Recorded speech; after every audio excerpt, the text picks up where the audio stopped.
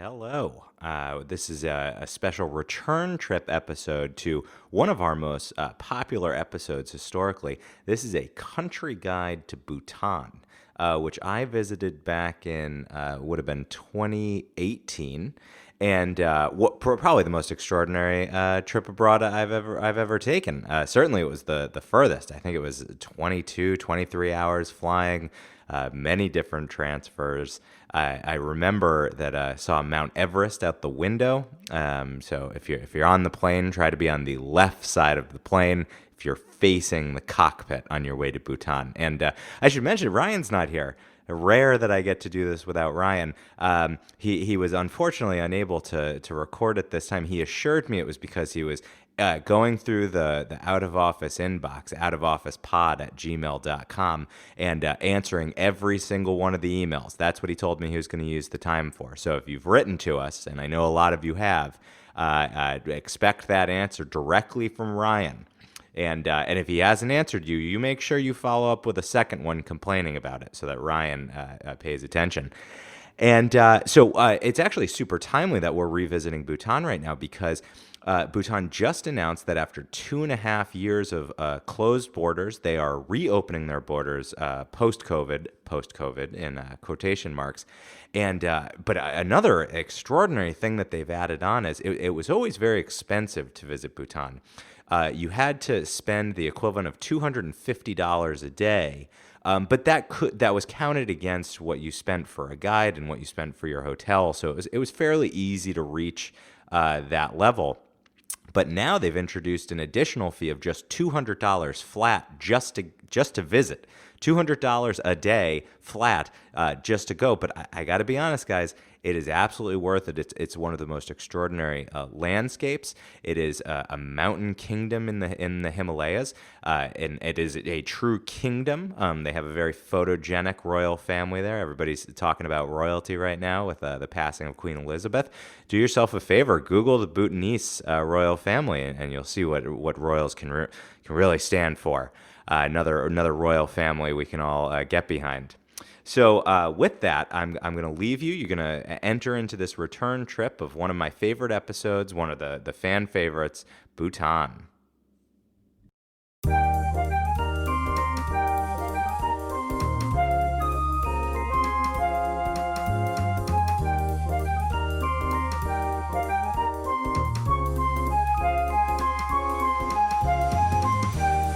Hi, I'm Ryan Davis. And I'm Kiernan Schmidt. And this is Out of Office, a travel podcast. Oh, God. This seat taken. It's getting worse, Ryan. I just want to, it's going to be a long episode. I wanted to get folks jazzed and ready to go. Listen, no time for your silliness because we are taking a trip this week. It is so far from New York, from Boston. This week, we are traveling all the way to the Himalayan kingdom of Bhutan. Bhutan? Yes. And we're going to talk. I was lucky enough to go to Bhutan this past year. It is a wondrous, extremely far place. It is like no place I've ever been before. I met a student who was hosting a small trip there and invited me along on what they called the trek. And he's from Bhutan and was able to show us all around the country. So, Ryan, because we are traveling all the way into the Himalayas, we do not have time to mess around up here on top. I want to get straight into the topic. We got to take off. It's time to take off already? Tell the cabin crew. Cabin crew, we got a 14-hour flight ahead of us. It's time to take off. 14 hours. If you're lucky, you got to go through India. Flight attendants, prepare for takeoff, please. All right, we have taken off in record time. No time on the tarmac today, folks. Straight to Bhutan. I think, Ryan, we're all starting to realize why that pilot's license never came through there. Like, he never shuts up. All he does is talk into the microphone the whole time. They're just de-icing the wings, everybody. I see the streams of de-icer just cascading over the wing. I'm eating the peanuts now. So it is a very far trip from the United States to get all the way to Bhutan. Ryan, do you know where Bhutan is? Yeah, it is like way in South Asia. Yeah, well, it is sandwiched right between India and China. It is, if you know where Nepal is, where Bangladesh is, it is right in that area. And that placement is really important to its history because it has sort of a mix of Indian influences and Chinese influences. And in fact, that's a great strain on the government is trying to balance these two superpowers that are on each side of them. What, of course, helps is that they have giant mountains that keep them from needing to worry about too many people just wandering through to the border. So the trip is far. To get there from the United States, I had to fly through Germany, land, layover, get to India, land, layover, get on a very small plane that stops in Kathmandu, and then finally lowers in to the capital of Bhutan, which is called Thimphu. Thimphu. Yeah, Thimphu. And, the country is extremely small and, as I said, extremely mountainous. It's right in the middle of the Himalayas. They have only one major airport, and even that airport is a 40-minute to an hour drive outside of the capital city. And the reason is because it is the only place in the country that has a large enough valley that they could put the airport in it. So one of the most exciting things about Bhutan is in the ride in, you get to see Mount Everest off the side of the plane, which is incredible, piercing through. You think you're way up above the clouds, then suddenly you see Mount Everest off to the left. And then you land, and it is, it's often written about online as one of the scariest landings in the world because you come into this extremely narrow valley and land on this short little runway. So you don't want to be with a pilot. This is their first time landing in Bhutan. No. If you're being told like, oh, we've got a fresh recruit here who's going to be taking us down. No, that is not what you're looking for. It's a very kind of rustic feel as you approach into Bhutan.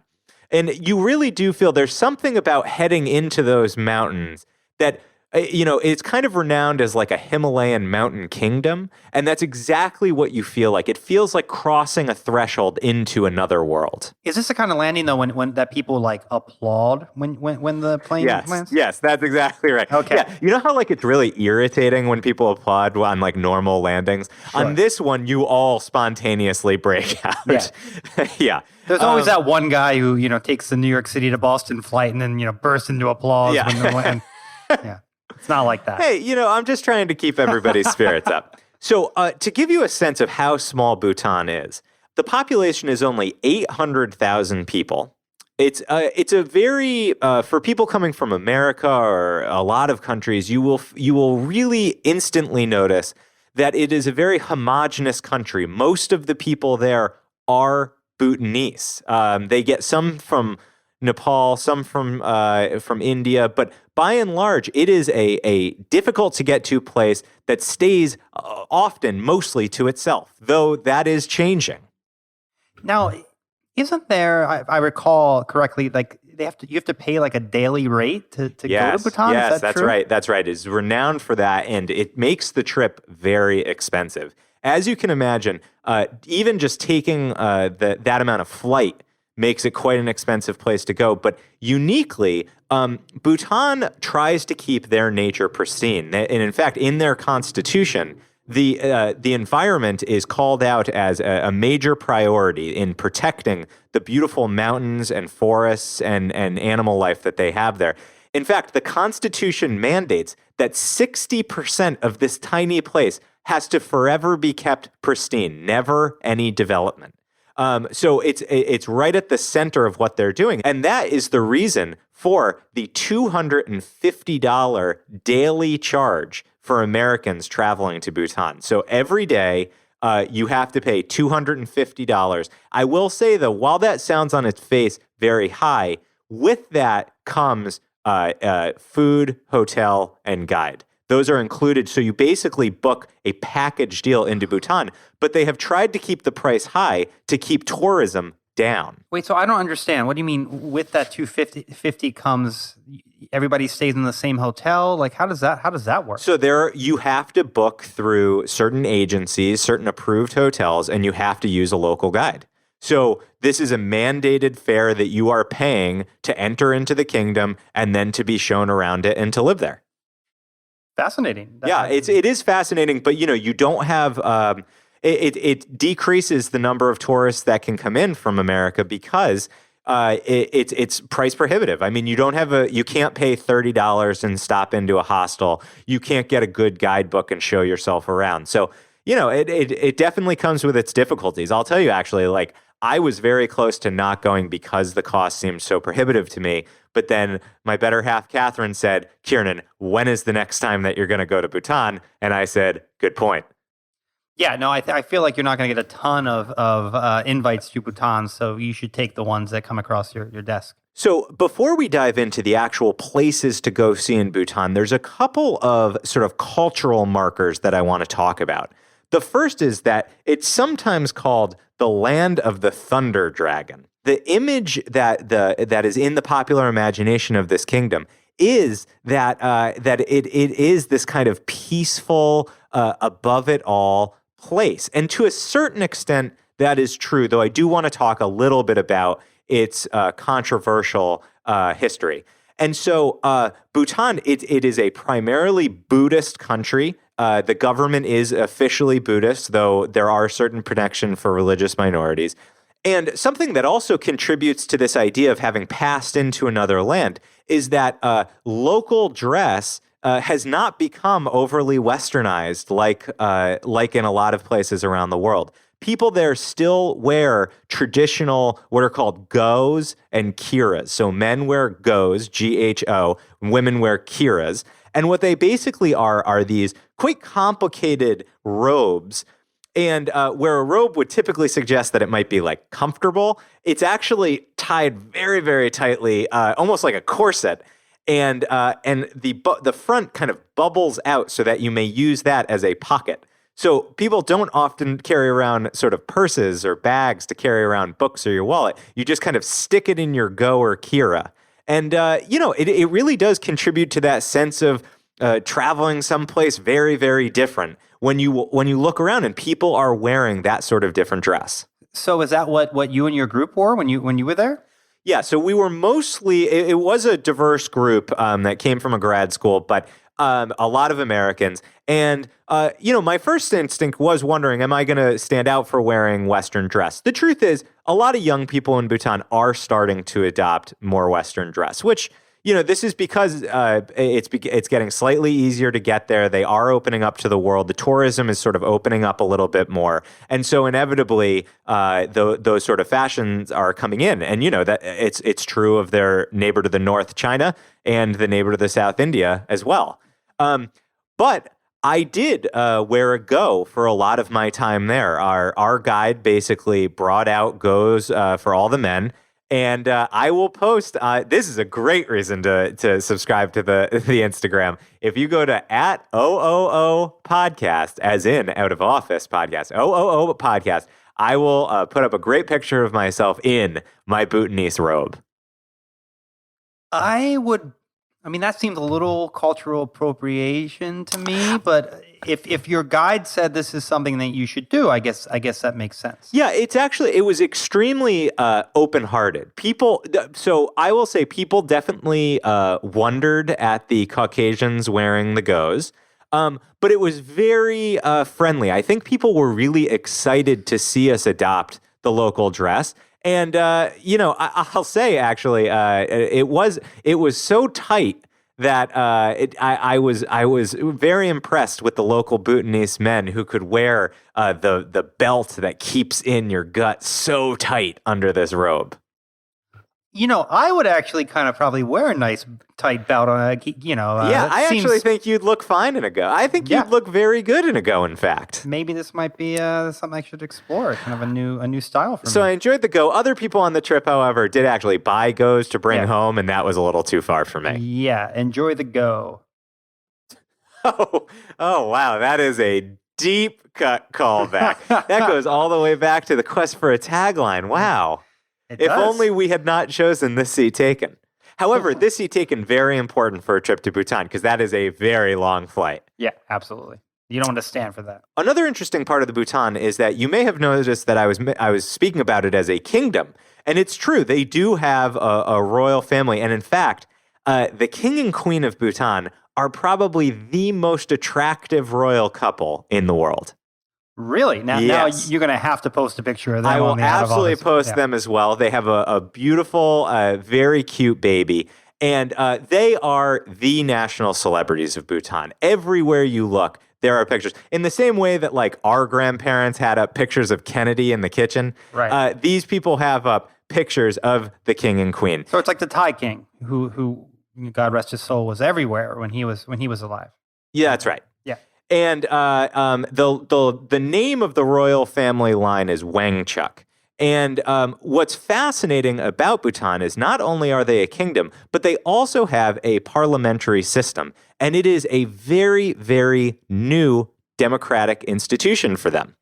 And that's because the current king's father turned to his kingdom and he said, you know what?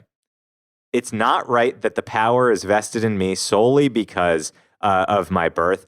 I want a peaceful transition, a constitutional democratic system where we elect a parliament.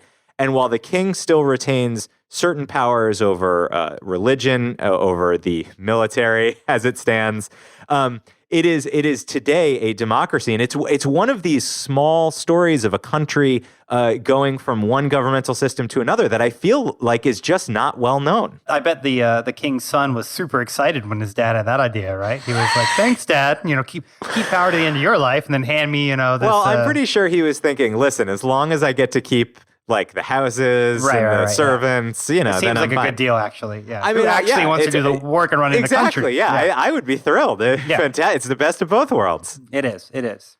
So the first democratic election actually just took place in 2008.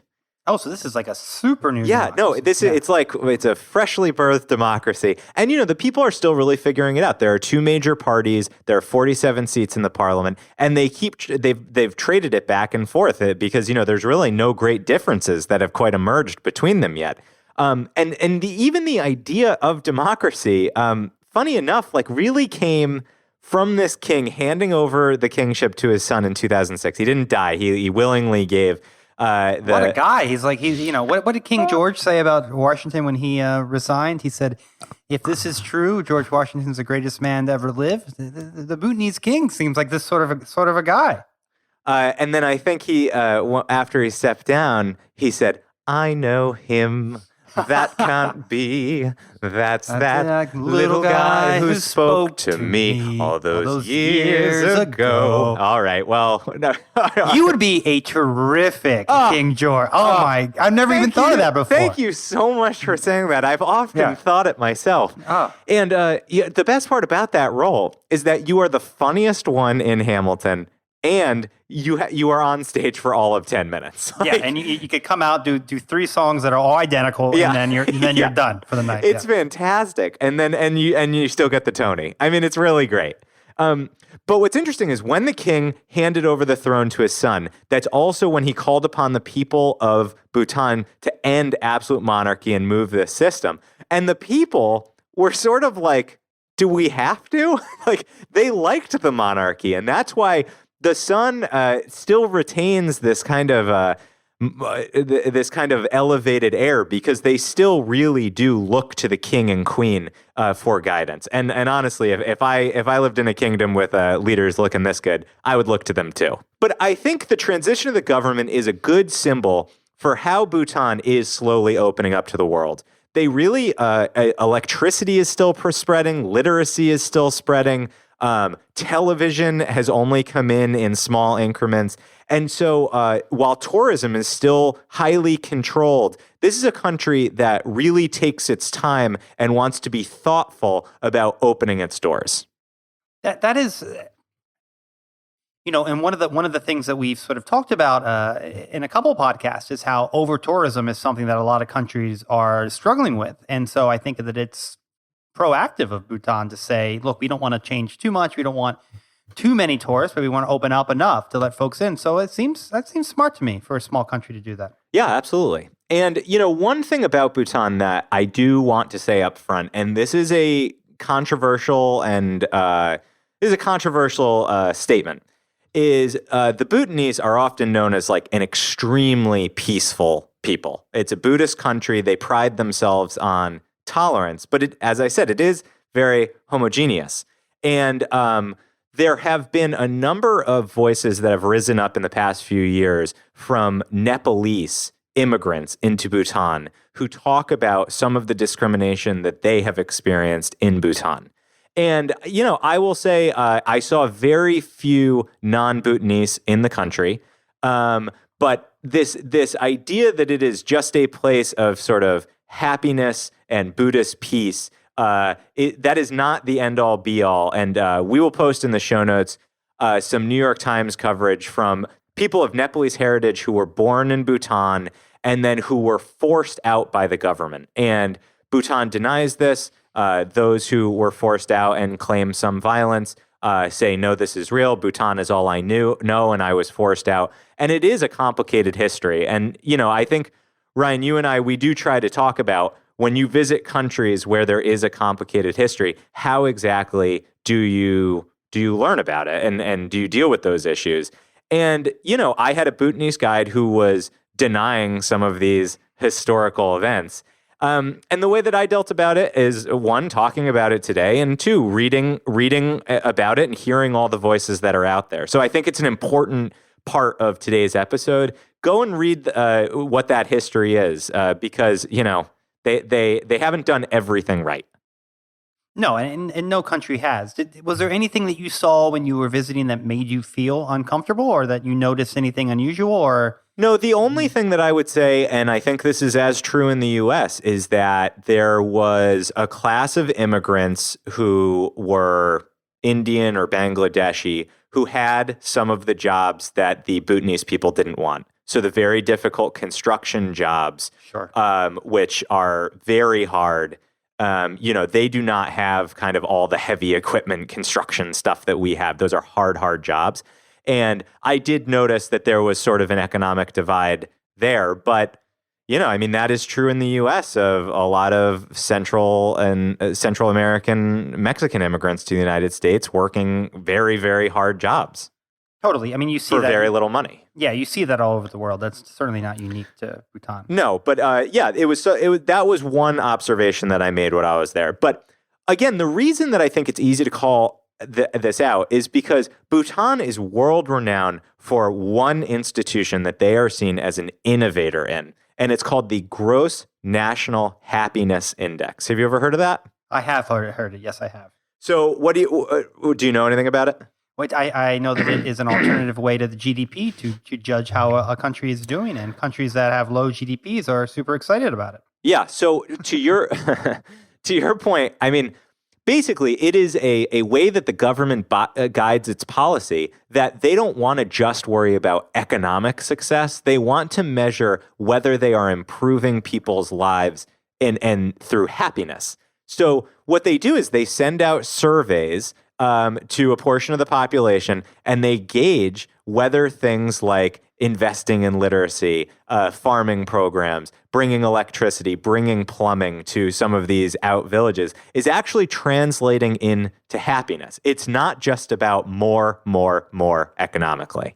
And that always reminds me of that Robert Kennedy speech where he talked about all the things that GDP doesn't measure are the things that make life worth living, essentially. I think the Bhutanese would agree with that. And I was lucky enough to meet with the governmental department that actually runs the Gross National Happiness Index. And they were very upfront about saying, listen, this is a brand new system. It's an innovation. We are a small enough country that we feel that we can gauge happiness pretty accurately, but it is a moving target. We would like to be, polling at a greater scale, having more substantive conversations. So it's an ongoing project, but it has captured a lot of the world's imagination to have a government make policy based on the happiness of its people. It's weirdly novel. Yeah, as long as it's remotely honest, because I'm sure that if you asked North Korea what the average happiness was, they would say that, everybody here is, at a 10 all the time. And that clearly isn't true. So I feel like something like that is a lot easier to finesse than like a hard number, Absolutely. It's subjective, is what I'm saying. Because, the happiness level in Brooklyn as a whole probably pretty low, although we have plenty of opportunity to pursue it. It's just... I think New York City, happiness is unhappiness, right? Like, I'm not happy unless I'm unhappy. Exactly. And it's important to call out, gross national happiness is actually baked into Bhutan's constitution. So it breaks it down into what they think are 4 pillars of happiness: good governance, sustainable socioeconomic development, preservation and promotion of culture, and environmental conservation. So that's sort of, and I will say my experience there was that they aspire to serve these 4 ideals kind of above all. And by and large, they have a lot of success. So in 2015, the gross national happiness showed that 91.2% of the Bhutanese reported that they were narrowly, extensively, or deeply happy. I mean, that's a pretty happy country. That seems like a really high number. It definitely. I mean, yeah. As I say, I think they're honing in on how to actually make it work. It seems like it benefits the government right now a lot to say that 91% of the country is happy. It's actually interesting you say that because it has become an issue that around election time, the gross national happiness is being used for political purposes. And I think that was not something that they had anticipated. Yeah, well, I would have anticipated that anything in a country is going to be used for political purposes. Welcome to democracy, Bhutan. In a 2016 Harris poll, 31% of Americans said they were happy. So, wow. It seems like we are significantly. Bhutan is 3 times happier than the United States. I bet you that is far lower today. Yeah, this was in the afterglow of the prospective Hillary win. So I mean, what's interesting is that this is not new, though it's new in the Constitution of Bhutan. The Gross National Happiness Index idea actually goes back to the 1970s. It was a former king's idea as an alternative to gross national product. Yeah, and Kennedy gave that speech criticizing GNP in the late 1960s. So that makes sense. The idea was out there in the world. Yeah, and I think what's interesting is if you put yourself in the place of a government official in Bhutan, that means that when a new project is suggested, so for example, putting in a dam, and I know Bhutan has had the opportunity to put in big dams that would capture and produce tons of hydro power that they could connect into India, and it would be a cash cow for the country. But they have to ask themselves, is this more than just economic benefit? Will this benefit the happiness of the people? And as I said, the environment is very important to them. So they put that happiness mark quite high.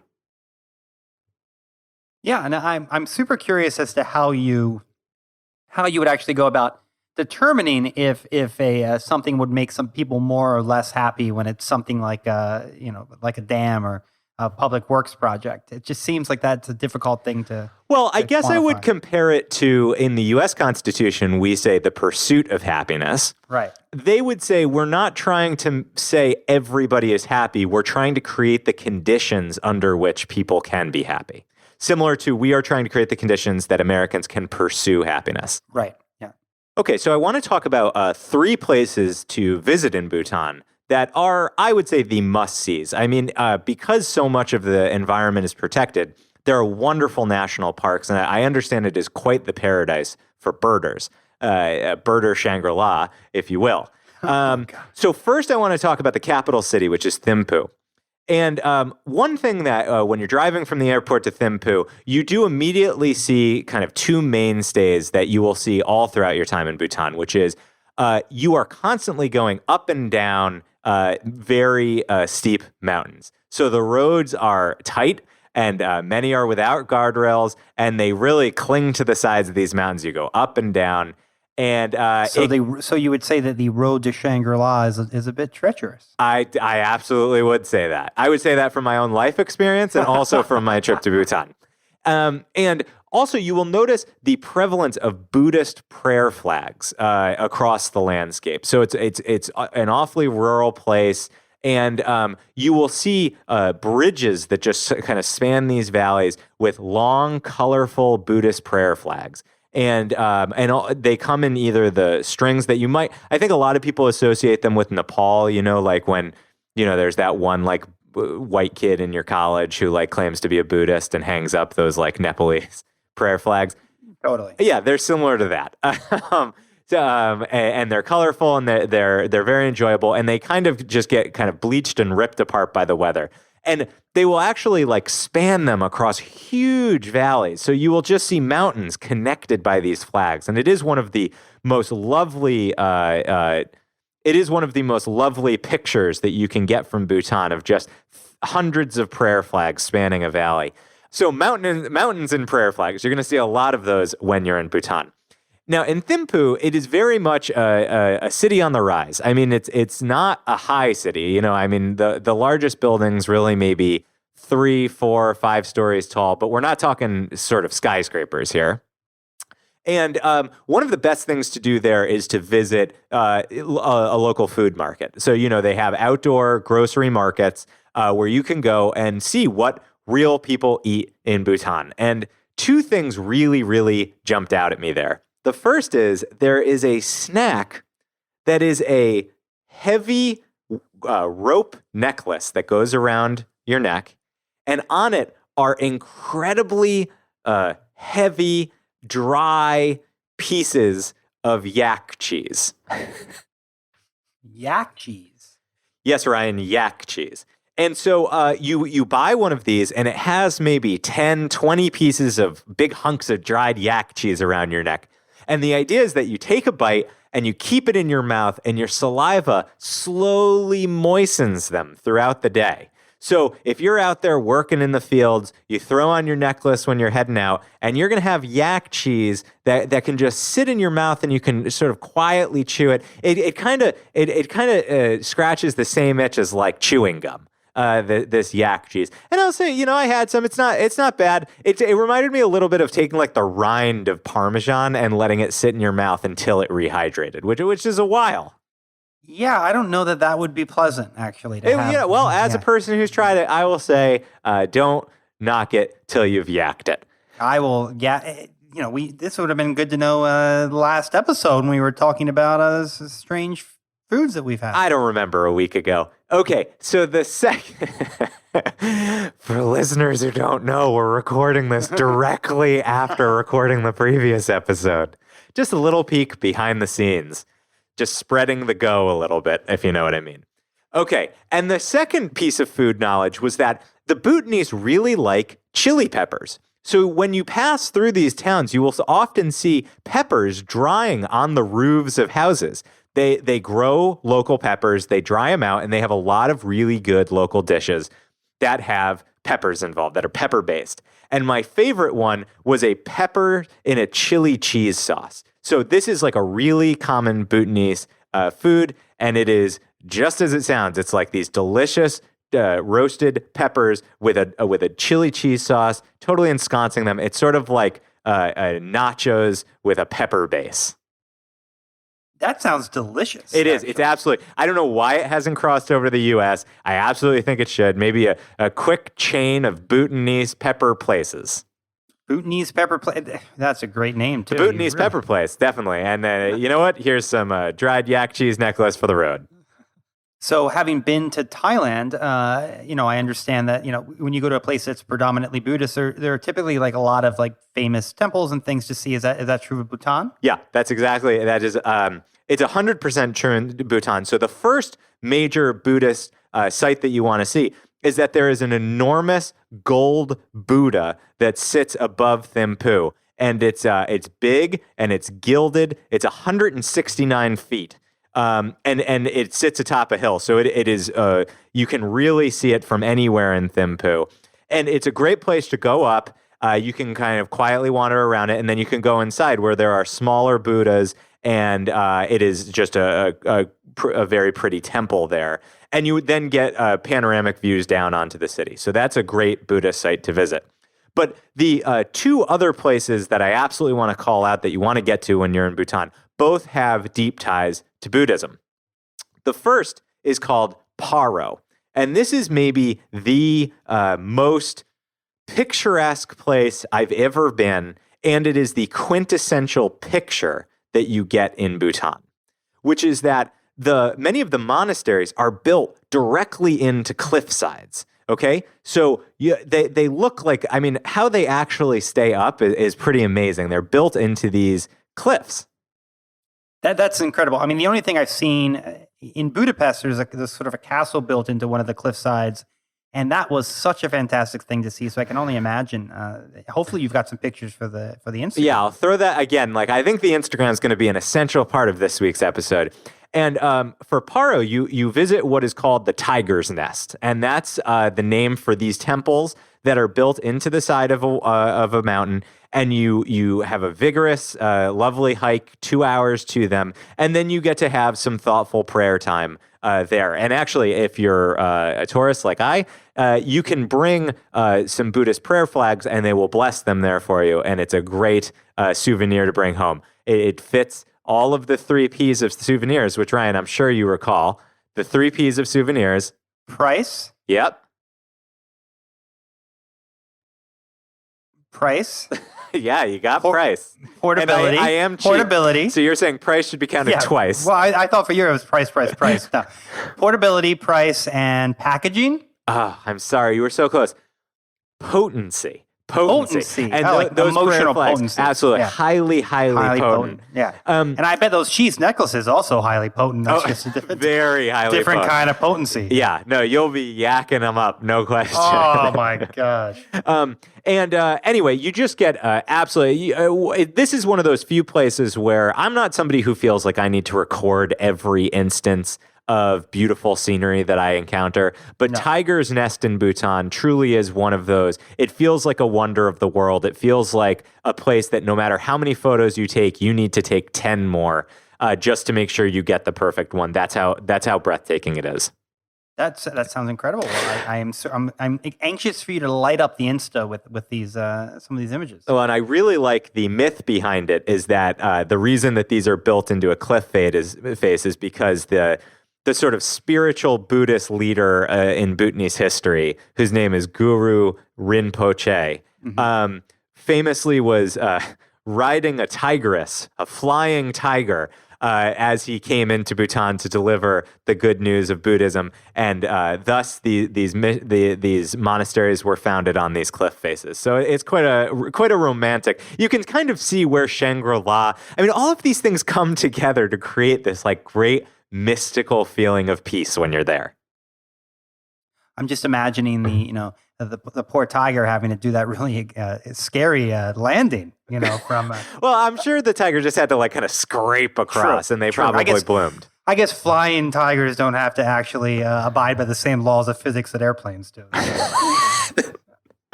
And the third place I want to mention also ties into a bit of mythology that's built around Buddhism, and you do get to understand a lot more about sort of how diverse Buddhist traditions are based on which country you're in. There is definitely a very specific feel to the Buddhism within Bhutan that you'll learn about. And we met several Buddhist nuns, Buddhist monks, who were very happy to share and take questions about their meditation habits and about their daily lives. So it's definitely something you should, because it is not a heavily touristed place, it is one of those places where you can engage with locals much more easily than you can in a lot of countries that are used to heavy tourism. And when you say you ask questions, is this in English or? Yes, some of them spoke English, and often, for example, with the nuns that I met, we were visiting their temple, and so they studied English, and so one or two of them was quite adept at English, and then it translated for the rest. Okay. Oh, all right. All right, the final place I want to talk about is a temple that is called Shimi Lakhang. And it is known as the abode of the divine mad monk. And the divine mad monk is a wonderful story that I kind of hope Americans don't start flooding the Bhutanese market because of this story. So he's known as the divine madman, and he's supposed to be this kind of spiritual leader in Bhutanese history who has temples dedicated to him. He's renowned as sort of a holy man, but he's also a drunk, he's a womanizer, and he fights off demons using what is termed his magical thunderbolt, which refers to his penis. Yeah, so I was just going to say, when I Googled this monastery, it's referred to as penis focused, which I have to say, I've been to Yeah. quite a few monasteries, and maybe they were secretly penis focused, but that wasn't the Well, and you've know. been to a lot of penis-focused places. exactly. And they were not. Those don't really that Venn diagram of penis focused places and monasteries.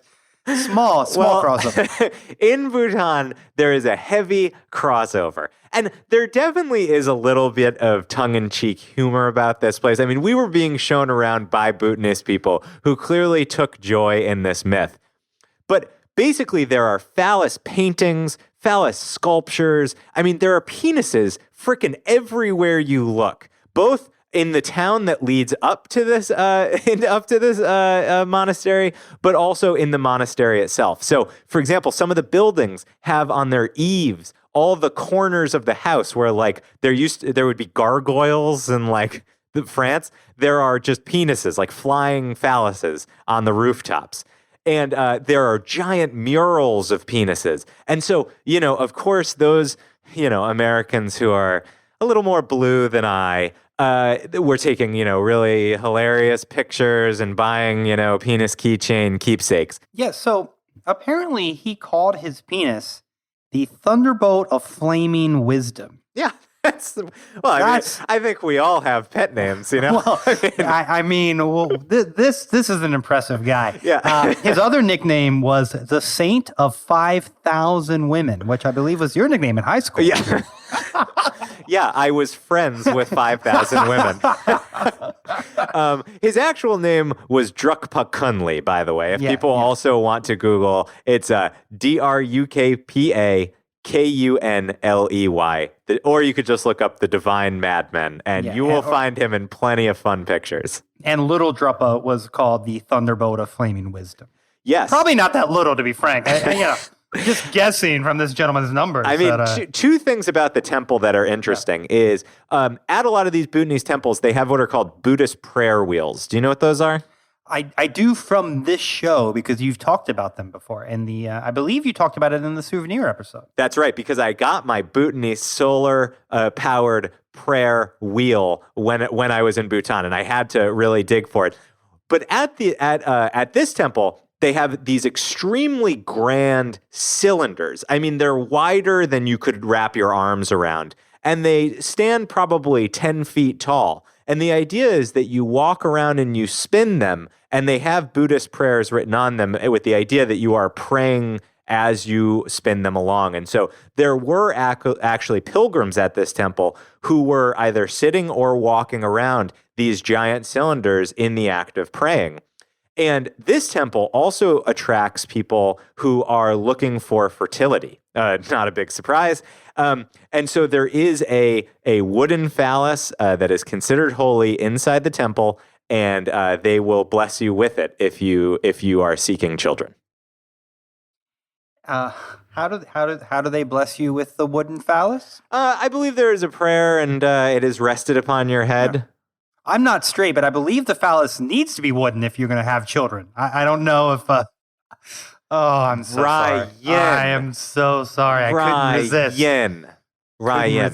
I mean, in a way, I kind of acknowledge that they just have it out there in the open. I mean, you and me, we both, in Catholic school, they keep this kind of stuff in the sacristy, Although I did have a priest once tell me that phalluses would ward off evil spirits, so I feel like.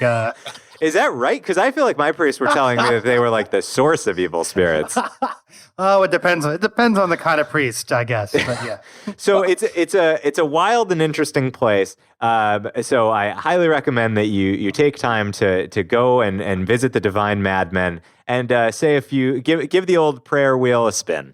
Yeah, I mean we're gonna come back to this when we do an episode on our 12 favorite penis inspired buildings. And there'll be. Well, let's see: Leaning Tower of Pisa, Washington Monument, the Eiffel Tower. I mean, the Washington Monument's an embarrassment. I mean, totally agree. Yeah, I mean, it's actually shockingly easy to come up with 10. The final bit that I would like to tell people to recommend is I had the opportunity to go rafting while I was in Bhutan, and I think it's really important to make some time to just go out and see nature, because you will rarely find another place on Earth that has taken such care of their environment. And so it is a very special feeling to go out and to really be able to envelop yourself in nature in Bhutan. So take a hike, go out camping, take a rafting ride, and take some quiet, prayerful time for which it is known. And I actually think there is something quite transporting about Bhutan that is very unique. And I fear that these things will change as it continues to open. I know that tourism from India, for example, is high up. And so some of these beautiful landscapes are starting to get hotels and other attractions built alongside them because they're gorgeous places. So if you can, get to Bhutan, put it on the list. It's a far trip, but it's highly recommended. I was only there for a week, and I felt like I got to experience a lot. Well, you have, before we started this, I had to look up Bhutan to be sure of where it was on a map. Mm-hmm. And afterwards, I'm super excited to go and to experience everything, not just the phallus, but the everything that Bhutan has to offer. So the last thing I want to mention is something very distinctive in Bhutan, which is the crown that the king wears. Highly worth Googling. Will be on the Instagram. It is a crown that is topped by a bird's head, and it is a raven's head. You'll see you'll see a picture. And it's because the raven is considered the bird form of Bhutan's guardian deity, and it is actually the national bird of Bhutan. And you are not allowed to kill a raven in Bhutan. So it's quite different than sort of the Western crowns that we picture, and I think it has a lot of personality that I really enjoy. I think that sounds fantastic. It's very hipster of him to put a bird on it. Absolutely, very hipster. With that, we've taken a deep dive into the mountainous, Buddhist, Himalayan kingdom of Bhutan. So I think we've got to get back home. Ryan, it's time for the last stop. The last stop. Ladies and gentlemen, this is the last stop on this train. Everyone, please leave the train.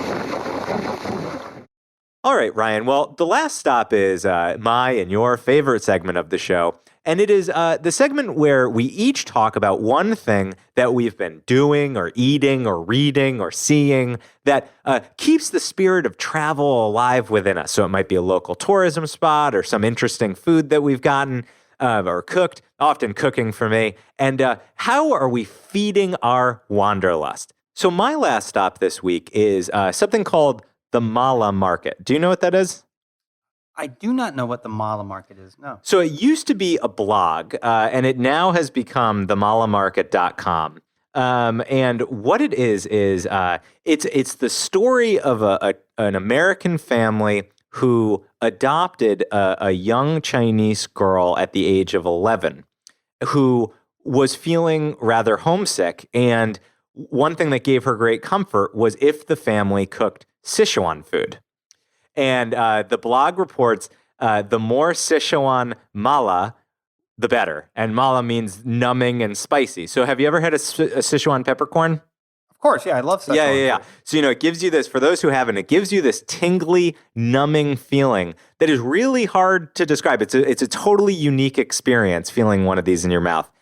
And so this family started educating themselves on Sichuan food. And now they have opened a market where they actually sell a lot of the hard-to-find products to allow you to make these things. So you can get Sichuan spices, sauces, pickles, and housewares and things to help you make them.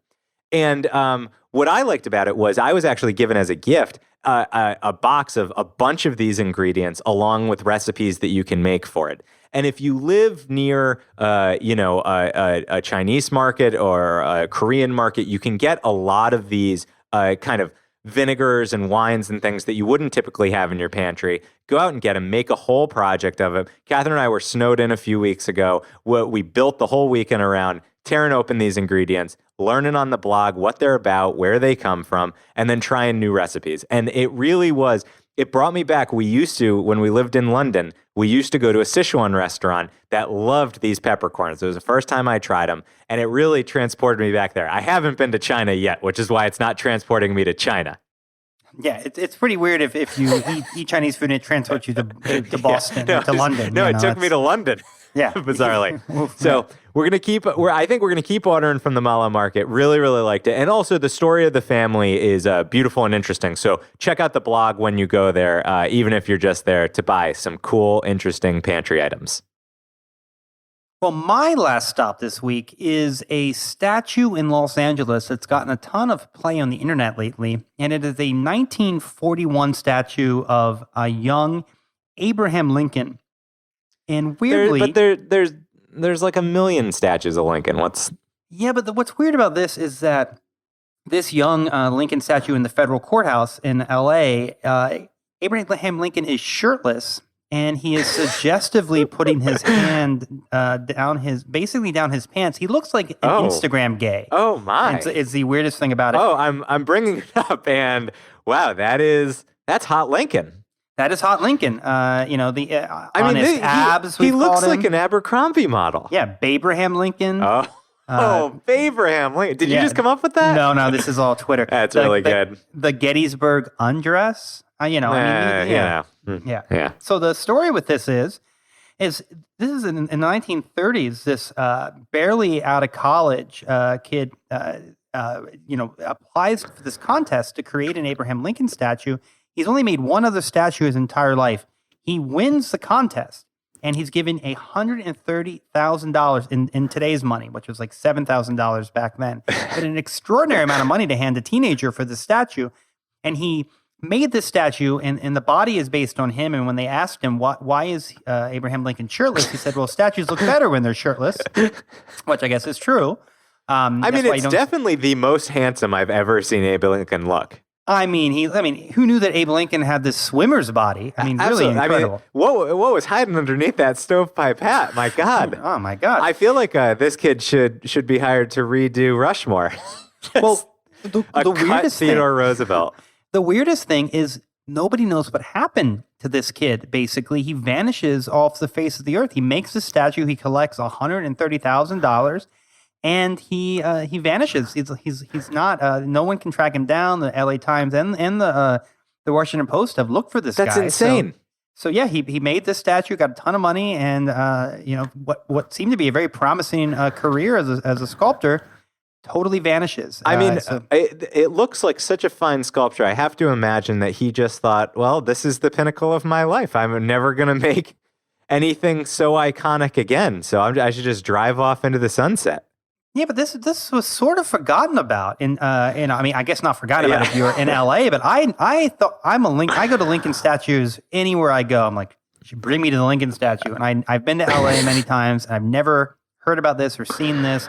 And then a screenwriter, this guy named Zach Stentz, tweeted it and just randomly, it's just a reminder, there's a provocative Abe Lincoln statue in the LA courthouse, and it went viral, and now everybody's talking about it. So it is my number one thing to see. Next time I go to LA, I'm going to go straight to the courthouse. I usually don't go there until after I've been stopped, but I'm going to go straight to the courthouse and get a nice picture with Twinkie Abe. Absolute Twinkie Abe. Well, Hot Lincoln. We've done Hot Duck, and now we've done Hot Lincoln. Let's get to LA. Now, Ryan, what are we talking about next week? Next week, listeners have demanded that I talk more about natural wine. It's one of the big feedback. Absolutely. Yeah. So next week, we're going to talk about some of the best places in New York to drink natural wine, and we're going to have a special guest on to talk a little bit about what natural wine is and why it's so special. So I am super excited to bring you that. Oh, man, you are so happy right now. Well, until then, I'm Ryan Davis. And I'm Kiernan Schmidt. And this is Out of Office, a Bhutanese travel podcast. That was one mad man. Is this phallus taken? Oh. Is he taken?